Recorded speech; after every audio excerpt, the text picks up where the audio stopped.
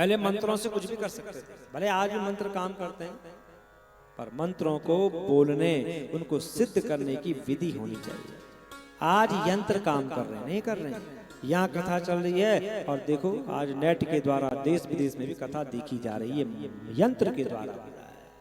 मंत्र और यंत्र मिलकर के देखो सर्वत्र जो है कि भगवान की कथा को फैला रहे हैं। तो सनकादि कहते हैं कि ये तर्क वितर्क का विषय नहीं है, ये भक्ति महारानी अभी अभी कथा के अर्थ से ही निकली हुई है। तो भक्ति महारानी कहती है मैं कलयुग में नष्ट हो गई थी और आपने कथा रूपी अमृत से मुझे सींच करके पुनः पुष्ट कर दिया है, अब जरा स्थान बता दीजिए मैं कहाँ रहूं।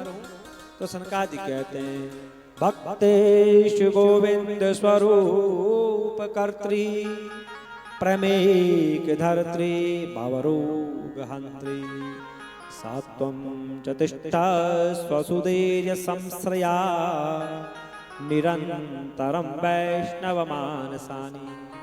तुम भक्तों को भगवान का स्वरूप प्रदान करने वाली हो और संसार रोग को निर्मूल करने वाली हो, अथवा हे देवी तुम ऐसा करो यहाँ पर जितने भी भगवान विष्णु के भक्त हैं उनके हृदय में निवास करो।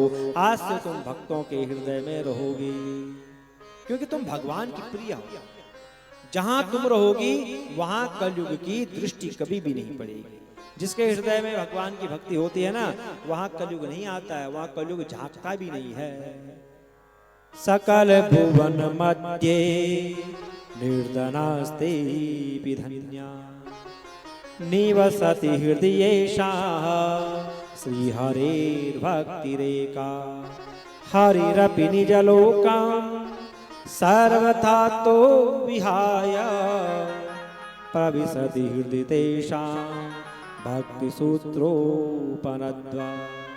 जिनके हृदय में एकमात्र श्री हरि की भक्ति निवास करती है ना, वही इस त्रिलोकी में निर्धन होने पर भी सबसे बड़े धनवान कहे गए। क्योंकि भक्ति की डोर से बंद करके नारायण अपने बैकुंठ को छोड़ देते हैं और सदा के लिए अपने भक्त के हृदय में विराजमान हो जाते हैं। उस समय वहां पर जो लोग कथा सुन रहे थे ऐसी तन्मयता थी, भूल गए कि हम कौन हैं। अपने शरीर का कोई भान नहीं है, एक टक लगा करके सनकादि को देख रहे हैं, उनकी कथाओं को सुन रहे हैं और मंथन कर रहे हैं। तो नारद जी ने जब उन भक्तों की तन्मयता को देखा तो नारद जी बोल पड़े, मुनिवर आप लोग बड़े ही कृपालु हैं। आज मैंने भागवत जी की महिमा को देखा, भक्ति ज्ञान वैराग्य को सुख जो है कि प्राप्त करते हुए देखा है। क्या सुंदर मार्ग निकाला है आपने। आप कृपा करके ये बताइए, अब मैं ये जानना चाहता हूं कि संसार में कौन कौन पापी भागवत जी की कथा को सुनने से तर जाते हैं। कोई पापी तरा भी है आज तक? ये तो भक्ति ज्ञान वैराग्य थे। अब मैं जानना चाहता हूं कि कौन कौन से पापी भागवत जी की कथा को सुनने से शुद्ध हो जाते हैं। तो सनकादि कहते हैं ये मानव पाप कृतस्तु सर्वदा सदा दुराचार रता विमार्गगा क्रोधाग्निदग्धा कुटिलश्च कामिना सप्ताह यज्ञेन कलो पुनन्ति ते।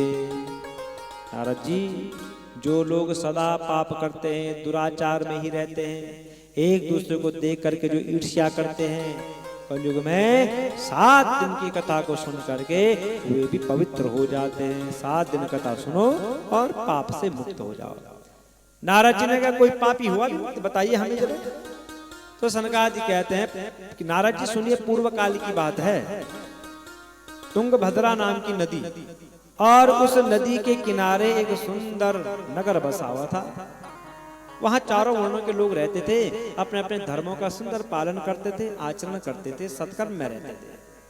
और उसी गांव में एक ब्राह्मण भी रहते थे।